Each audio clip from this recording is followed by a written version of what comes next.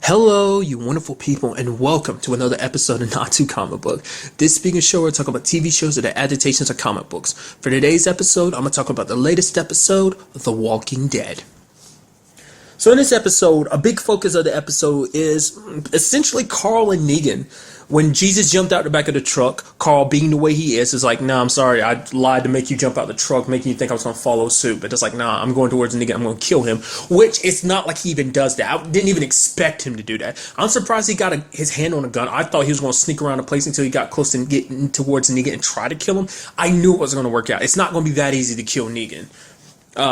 Too many people around. The fact of the matter, because the thing is, Carl didn't even take the chance when he had it, because he acts so tough and everything, but the fact is, he's a scared kid, which I'm not denouncing him for that. Any person would be scared in that situation, because it's like, you're going up against Negan, and he's got all those men around him. He's even going like, I won't hurt anyone else, I won't shoot anyone. The only person I came here to kill is Negan. He's the only one I have beef with. But it's like, what did you really think was going to go down, Carl? I mean, you had the opportunity, but you didn't kill him, because I think in the back of his mind, Carl was scared. It's kind of a conversation that coincides with something between Rosita and Eugene. Like, essentially, Eugene is like, no, I'm not going to help you get a bullet. I said I was before, but I'm not going to do it now, because I've weighed the options. I looked out and kind of thought through the scenarios. It's like, it ends badly. Even if you're lucky, no matter how you come at Negan, whether it's just straight up shooting him, sneak at him with a knife, the fact of the matter is, even if you're lucky enough to kill Negan, he's still got an army that's going to follow him. And that's the thing, too. I keep bringing that up. It's like, Negan's got a lot of people under his arms. Like, I always kind of make it sound simple, like all you have to do is kill Negan. But the fact is, who's to say there won't be other people that follow in suit? Like, I don't know. Like, it seems like everyone's legitimately afraid of Negan. And it's like, would people fall in line if you killed Negan and took him out of the way? Or would the people who stay by his side be so loyal? Because most people are like with Negan out of fear. It does seem like there might be some people, well, maybe like Steve Ogg's character, for example, who follow him out of just pure loyalty, not even out of fear. Because it makes you wonder, like, this. I want to get an episode where we get, like, I brought it up before, I want to see Negan's past, see how he got to where he is. I need one episode dedicated to that. I feel like they might give it to us, they might not, I don't know, because we got one for the governor, didn't we? I mean, we got an episode after the whole aftermath of season 3 and like his story in season 4, but I don't think we ever really got 100% of a look at his past, did we? I mean, no one's past is really heavily looked at. Even take Bob, for example. Bob's past was just kind of little bits here and there. Even that wasn't that much, but, you know, nevertheless, moving on. Just wondering how he got some of the people that, sorry, who are on his side to kind of follow him like they do. But nevertheless, the entire episode, he's essentially giving, wait, what point was I trying to make? I completely went off book here. Right. Maybe that's what it was too. Like, maybe Carl kind of got a little scared because it's like knowing the ramifications for it. And the fact is, the other people, you know, kind of like Eugene told Rosita, it's like, you take him out, it doesn't matter. There's others that will follow suit. And it's like, the fact of the matter is, it won't be you who ends up paying the price. He ends up telling her, it's like, yo, what's going to end up happening is the fact is that everyone, just kind of like the Daryl situation, Daryl's the one that attacked Negan, but Glenn's the one that paid the price for it. So, similar circumstances. But then Rosita's basically calling him out, calling him a coward and everything. Yes, you could argue Eugene's being a coward, but he's right in his situation. You know, because like I said, you take someone like Michonne, for example. Even Michonne can't 100% say that Rick is wrong under the circumstances, because it's like, how do you fight a fight like this? You're going up against someone who has an enormous army like that, has large artillery to kind of counter you. It's like, plus they're down to nothing now. All they have is blades. It's like, you're definitely going to stand up to his guns and everything. But nevertheless, the point is, like, Carl fell through. It's kind of like, man, that was just a dumb move, Carl. I know you're angry and everything, but it's like, that was a dumb move. But interestingly enough, Negan doesn't kill him. Actually, Negan actually gives him the grand tour. Shows up and just like, okay, everyone there kind of kneels and everything. He's like, yo, guess what? Veggies for everyone. You don't even have to worry about having points, because there's a whole point system just to get good food and stuff like that. He's like, you don't even have to get have points to get veggies. And everyone's like, oh man. And everyone starts clapping and everything. He's like, see, it's pretty cool, right? And he's like, see, and you're still kneeling. He's like, go back to what you were doing. And everyone gets up and it's like, holy crap. Like, it's a combination out of respect. He calls it respect more so than anything. I'm pretty sure it's fear. But for him, I'm sure fear and respect kind of go hand in hand. But it's like the entire time he's kind of showing Carl the ropes of the operation, we finally got introduced to all of his wives. Because he made a wisecrack at the beginning. He's like, oh, if everything happened, I'm not even going to have time to have sex with all my wives. And he looks at Dwight, except for one, and kind of has that smug smirk. It's just like, oh, Negan, you deplorable bastard. Jeffrey Dean Morgan, you play this role too good. Every time I see him, I'm like, dude, hands down one of my favorite villains so far. He has easily won over my heart. I know this Negan is very different from the Negan in the comic books. And, probably when it's all said and done, I will go back and read the comic books just to kind of see, what the story was like, even see what Negan is like. Like I said, I brought it up before, like how I've heard how Negan's different in the comic books compared to his, TV adaptation. But that was kind of before people really got to see what Jeffrey Dean Morgan really 100% does with the character. So that was kind of based on like what the little bit you got introduced in the season 6 and what we saw in like the first episode. That was kind of what people were kind of judging it on. So nevertheless, I'm very curious to see how different the characters are. But nevertheless, it's just like we also got introduced to his other wives. So apparently, one of his wives, Amber, she was off with a dude, Mark, and Dwight's wife. Like he was like, okay, so I heard that Mark didn't go do his job like he was supposed to. I heard he was off with Amber. Is that true? And she's like, go easy on her. And then he's like, have I ever hit any of you? And then she responds, no, but there's a lot worse. And he just kind of has that like devilish smile on his face. And so, which the question is, what's worse? I mean, he even sits down and has a talk with Amber, and he's like, the fact of the matter, he's kind of getting a little pissed off. It's like, you cheated on me. It's like, what do you want to do? If you want to, you don't have to stay here. You can go and be back with Mark, and it's fine. But the fact of the matter is, the reason why you're here is because it's what keeps you alive and stuff like that. So it's like, do you want, or you can go back to your family and kind of, I can give you all the same job. And she's like, no, I'll stay here, Negan. I love you. He's like, I know you do. And it's so messed up that you see that. Like he's almost got them in like a what's the term? I can't even think of the term right now, but essentially it's basically what happens when you're kind of a hostage to someone and you start developing feelings for the person that's holding you. It's kind of similar to that, but really it's more so that a lot of those people feel like they'd never survive without Negan. I mean, the question is, like, if you actually left Negan, who's to say Negan won't hunt you down and kill you afterwards? But still, even then, it's like, like in her case, it's like she's more afraid of whatever he could do to her after she leaves, that no matter what he does to her now, which you pretty much can guess what he does to her, and not just her, to all of them. And it's like, that's much preferable than any punishment he could give them later on. And then even going to Dwight's ex-wife and being like, see there, you worried about me doing something. She's like, you're an asshole. And he's like, yeah, I know, and you love me for it. And almost kissing, making out with her and stuff like that. And with the way it was going for a little bit, it almost seemed like, does she really like him like that or something like that? Or is she just playing an act? Even going as far as kissing her in front of Dwight, and he's holding a finger, telling Dwight to kind of hold up for a second. It's like, damn, man.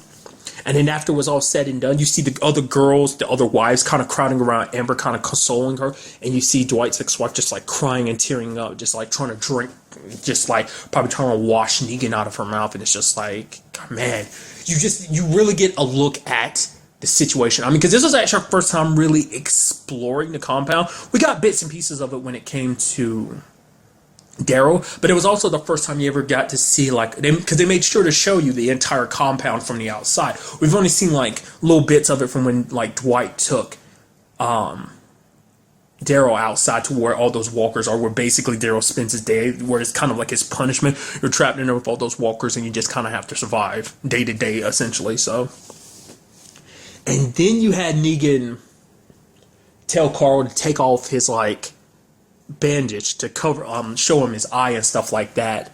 And then he's just like, takes the eye patch off, which was kind of weird. It's interesting because it's actually our first time seeing Carl's eye since it like got shot and bandaged up, because the last time we saw it was when he got shot back at like season 6. That was the last time we saw it. So still pretty gnarly to look at. And you even have Negan making fun of like, ooh, holy crap, that's just plain nasty. And Carl kind of breaks down, not just because of that, because of the whole situation, because it's just kind of like, because Carl came in here feeling all powerful and everything, and now he's breaking down because it's like he feels like weak. He kind of feels like a kid again in front of him. It's like, I mean, which he is just a kid, but it's just like that reality kind of sunk in, and then Negan kind of does a flip when you're just like, hey, I'm sorry. I'm sitting up here making fun of your eye. I forget that with being the badass that you are, I forget that you are a kid. He's like, you know what? The fact of the matter is, don't put the bandage back on. Leave that eye out, man. Show people just how much it shows just how much of a badass you are. And it's like,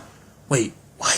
It's like I said, you get to see Negan in a different light to a certain extent. He's still a psychopath, but it's like I don't know, like he has that weird psychopathic charming side to him, which is like, it's messed up to say, but it's weird to see him kind of do that, kind of console someone after something like that. And then even going as far as telling Carl, like, okay, so I want you to, there has to be a price to pay for what you did. And essentially, Joe brought him Lucille, and he's like, oh, did you take care of her? And he's like, wait, Joe's like, wait, what? He's like, did you take care of her? Did you treat her like a proper lady? And essentially he's like, did you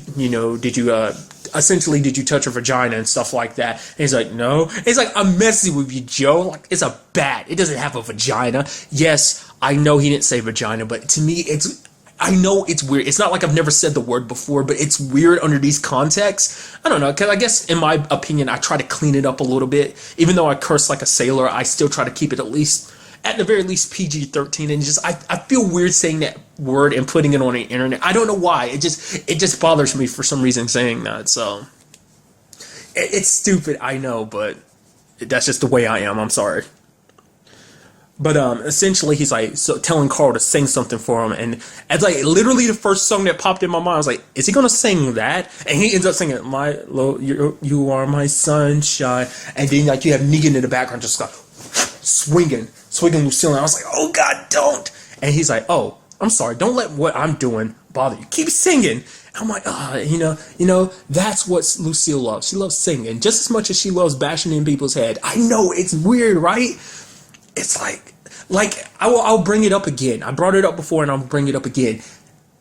Negan scares me to the extent, anytime he has Lucille, I'm afraid. Like, it's not even just with Lucille, I'm afraid at any point. Like, when he was picking up that toothpick, literally in the back of my mind, I was like, is he going to stab somebody in the eye with that? And then immediately afterwards, he tells Daryl, don't make me stab this into Carl's other good eye. I was like, oh man, it's like he's inside my brain. I mean, it's like, just, you kind of pick up, like, I'm afraid of him picking up anything and using it as a weapon. So, but every time I see Lucille, it's kind of that, you kind of halfway, it's like, oh, please don't hit somebody. You saw it during the episode where we kind of was Daryl's episode where we kind of got to see what happened with Daryl. Then the Alexandria episode where he was there, and it's just like you halfway expect him to use it, and you're afraid every time he's got it in his hands, he's swinging it around. I'm like, oh God! It's like I was halfway expecting. I was like, oh God, please don't hit Carl with it. Please don't kill Carl. You're going to. You're getting behind him. You're about to kill. Wait, you didn't kill him? Wait, what? It's like.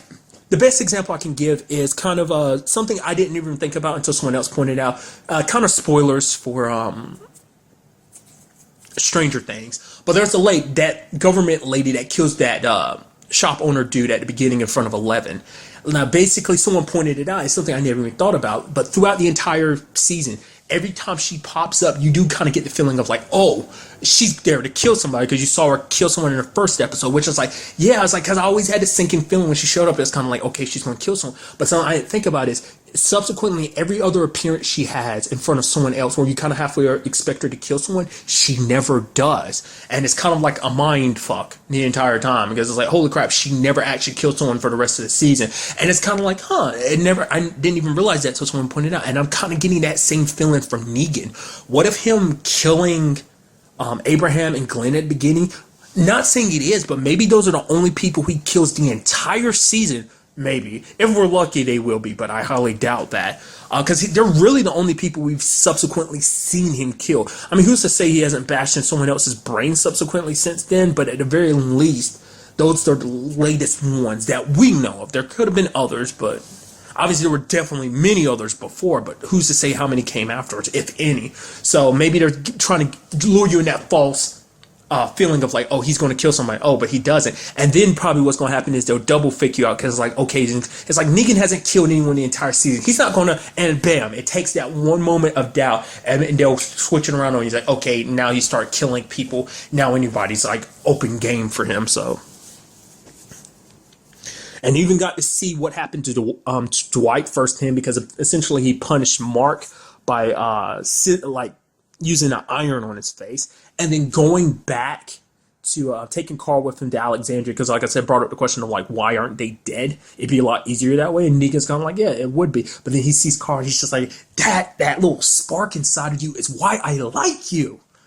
Ends up going back to Alexandria, and there he kind of makes himself at home. Ends up talking to Olivia. He's like, kind of basically makes a joke about her being big, and then she kind of cries a little bit. He's like, what is up with you people? It's like, man, can't any of y'all take a joke? He's like, okay, I'm sorry for calling you big. If it makes you feel any better, like it's gonna be a little while before Rick gets back, so me and you, I can have sex with you if you like. And then she slaps him, and he's like, that makes you 50% hotter in my eyes. And just like, oh dude, because I kept once again that syndrome hit me, and I was like, now that I realize, because I kept seeing the word syndrome, Stockholm syndrome was the term I was thinking of earlier that I couldn't think of. Nevertheless, moving on.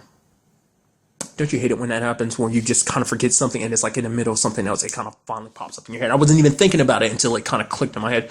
Oh, those synapses were popping like crazy, Justin, weren't they? But nevertheless, like that was a repeat of that situation with Carl. I was like halfway, I kept expecting him to kill Olivia. I was like, oh, please don't kill her. It's like, oh, it got her back's turned. It's like, I was like, come on, put a little more space, put less space is what I meant. Put less space between you and Negan, because it's like the closer you are together, the less likely he is to, like, it's like the further he is, that means he has more range to pull back and bash her over the head. I just kept expecting it, but it didn't happen. He's just like, go fix me some lemonade. I'm like, oh, thank God.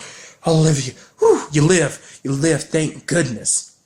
And he's up there literally making himself at home in Alexandria, even going as far as being like, hey, I might decide to stay around here. You were right. Things would probably be easier it's like, because Carl was basically like, keeping us alive is very dangerous, for your own health, because it's like, we can come back, we will come back and kill you and end you. And he's kind of like, maybe it would be better just to take you and your dad out there and just bury you, just kind of save myself the trouble. So even going as far as holding, Rick's daughter in his hands like that was weird. Being almost like a coddling father. Like, that's what I think is so interesting about this episode, is the fact is that he took time to get close to Carl. Like, he could have easily killed Carl, but he's taken a liking to Carl. I think in a sense of like a son, or maybe like a little brother. I'd probably go as far as saying probably more like a little brother, just being there like, hey, show you the ropes. Hey, basically, like, I think on some level he wants Carl to either be like him or kind of become a soldier. Like, I don't know, because he brings up the fact is that he doesn't, I think he's brought it up before, he doesn't kill women, if I remember correctly. No, I think it's that he doesn't like to kill women. That was the thing. He doesn't like to kill women. He'll kill them if he has to, but he doesn't like to do it. So, like, killing a guy, no problem. But, like, killing a woman, he feels bad about, so he doesn't like doing it. He'll do it. He just won't like doing it like he does, like he likes killing a dude. So, but yeah, like, to me, this kind of, like, I want to quickly kind of tie this in with the whole Spencer aspect of the episode, being like, oh, this is all Rick's fault. Like I said, we've become very apparent about how he feels about the whole situation. And Rosita's like, oh, so you think you're going to do better? And he's like, yeah, I could. Now, the reason why I bring this up is because the whole situation of, like, the whole conversation with Father Gabriel. I mean, we kind of understand why Father Gabriel feels the way he does about Rick. It's because it's like, he brought it up. He's like, the fact is Rick inspired him. It's like, yeah, Rick kind of talked trash about him, but him and Rick have actually in their own way become friends. Like, he does, like, Rick has come to rely on Gabriel. It's like the whole situation with Maggie's grave. He's like, that was smart work. He's like, happy to help out. And he's the one that's kind of being like, hey, things are going to turn around. He's like, because he believes in Rick that much. It's because, like, Rick and Carl and them helped me learn how to survive. Me, out of someone who's so terrified before, someone they couldn't trust. I sold them out, but now they're giving me the opportunity, because he sold them out to Diana, like, back in season 5 when they first came there. He was like, don't trust these people. These people can't be trusted. He was the one that kind of pushed them to kind of be very distrustful of them, almost going as far as kicking them out. But now, he's kind of made up for that. But the entire time, Spencer's like, oh, this is Rick's fault and everything. And then Gabriel's like, who's to say things would actually be any better if Rick hadn't been there? Like, Rick taught you guys how to survive. Like, you might not like him as a leader, but the fact is he taught me how to survive. He taught y'all how to survive. It's like, the thing Rick does best is he brings people together. So remember that. And essentially be like, hey, things would have been better off if Rick would just not come back.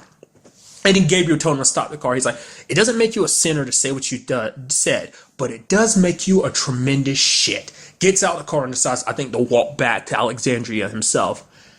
Because now, after that, Spencer ended up finding a bow and a list from a dead body, and it seemed like a deposit that a guy had, like all these different supplies and stuff like that. Spencer brought it back and was like, oh, I'm gonna give this to Negan, like payment and stuff like that. Now, to me, with the context of everything, I think that what's going to happen is Spencer's going to try and replace Rick. He's going to come back. You know, because Rick and the dude that he's with is trying to get supplies. They end up finding a place in the episode, but it's like the guy that was like, he left the sign and everything, you will be killed if you come here. But the fact is, if you're reading the sign and you haven't been shot yet, most likely means I'm dead. They end up finding the guy's property. There's a house in the distance, but there's like a large body of water. Like it's almost like a moat, like you would find in front of a castle or whatever. It's like that. There's a little bridge, but it's broken, and you see all these walkers in the water. And it's like all those supplies are there. They just have to get to them. And Rick, it is kind of like a one, like they have to do it now type of thing, because Negan could be. I mean, he brought it up earlier before even Negan got there. Was like,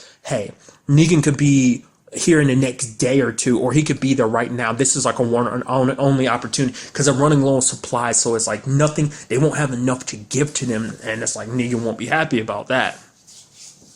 So essentially what I'm thinking is, what's going to happen is Spencer's going to take this opportunity to try and weasel his way into control. Like, yo, deal with me, not with Rick. And, you know, I'm sure Negan's going to be impressed with that. First, it's like, I like this kid.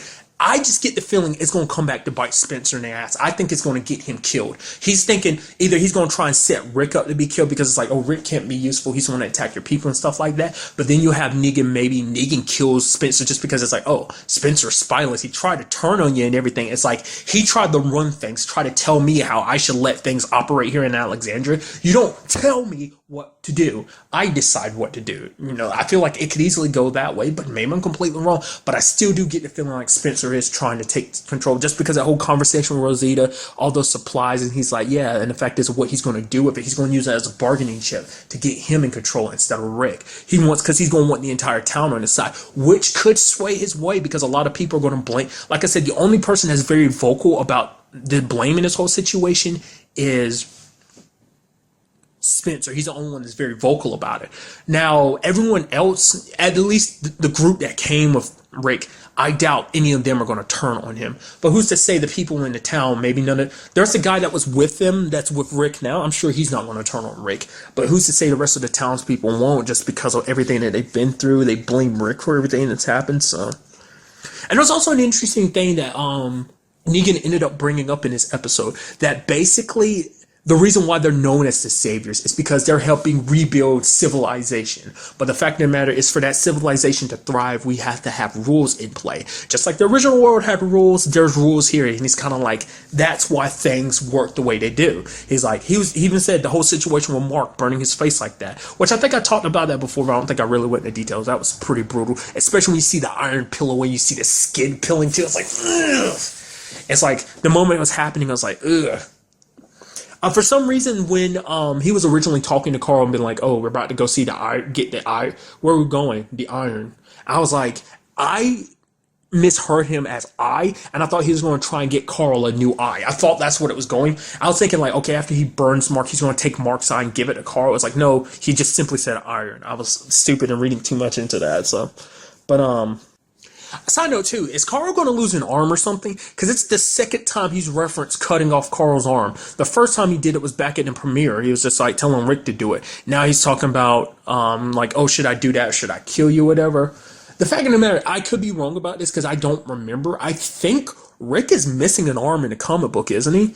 Maybe? That's something I heard from somebody. I don't know how true that is. From my knowledge, it seems like Carl's not in the same condition in the comic book either.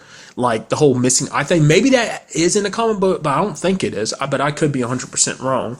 But I think Rick is missing like one or two hands, isn't he? Something like that. So maybe that's kind of foreshadowing to that. Like I said, that's just something I heard like last year or something. I was hearing someone talk about the comic book, and they kind of referenced the fact is that Rick's in looks pretty rough currently in the comic book. So I don't know whether this might be all alluding to that or not, but it just, to me, it's just the fact that he keeps bringing that up. It does make me wonder. Not unless Carl's the one that loses an arm, which would suck. You lose both an eye and an arm.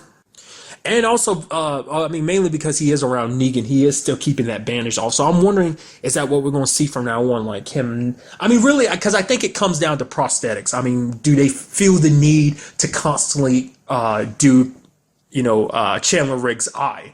Do they constantly want to do that? If they want to, they'll keep it off for now. But I mean, I think as long as Negan's around, they're going to keep it off of him. I mean, easily could use his hair to kind of cover it up, so they don't have to do it at all, or at least minimize how much they have to do. I know I'm just like rambling all over the place. I do apologize.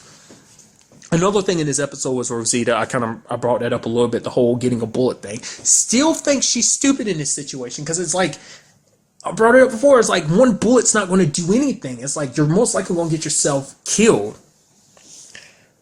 She's got that gun. She's got that one bullet. Negan's here in Alexandria. Like I said, Spencer's most likely doing whatever he's going to do. And it's like, I wonder, will Eugene try and stop her or not? Because he's the only person that knows about that situation. Because the only person that knew about them manufacturing bullets is him, Abraham, and now Rosita. They're the only ones who know. No one else knows about that. Because if Rick knew about that, he most likely would tell Negan, so Negan would kind of back off. And completely almost forgot about Michonne's side of the episode. There was that whole thing at the beginning, like whistling and attract walkers. So I was like, okay, what is this? Is she trying to, like, at first I was like, is she trying to go back to her old ways? Like, remember when she originally first appeared, she basically had two walkers on, like, was it chains that kind of led her around and stuff like that. It kind of, I guess, ward off other walkers and stuff like that. I was like, is she about to do that? I was like, no, she cut off that one's head, so it's not going to work like that. It starts dragging the bottom. I'm like, what's the point of that? Get the answer of it at the end of the episode, nearing the end of the episode. So, she basically got a whole bunch of walkers, killed them, and used them as a barricade to slow down one of Negan's men.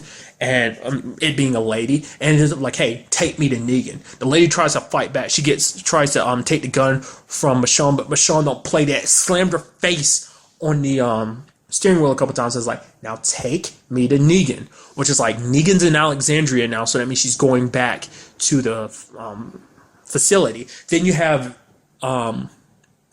Daryl being released. Someone wrote a note being like, go now.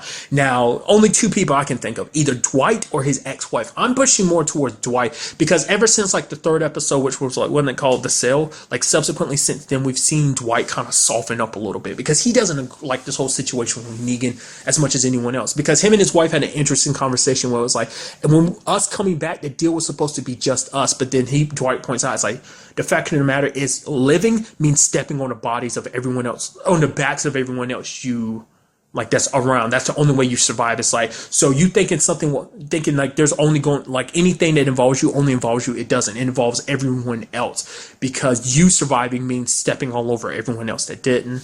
No Tara this episode, neither, too. So, because the fact is, even Rick and them don't even know that she's back. Also about that whole thing with Jesus, like, he moves fast. He's hiding on the top of the truck, and then the next time, like, we ended up seeing Daryl kind of looking up at one point, so I don't know whether Daryl saw him or not, but the next thing we know, like, Jesus isn't on the top, so maybe he's underneath the truck, so maybe he's back in Alexandria, or maybe he's found his way back to Hilltop, which would be interesting, because then he'll get back to Sasha, tell her everything, even the stuff about Carl, because he knows that Carl left with Negan too. Maybe he knows that Negan's back at the facility. I don't know. There's so many questions. Next week's episode is the mid-season finale. It's going to be crazy to see what goes down. But really, that's all I wanted to talk about in this episode. Till the next time we meet, be happy, be safe, live life to the fullest, and enjoy it. Good day and goodbye.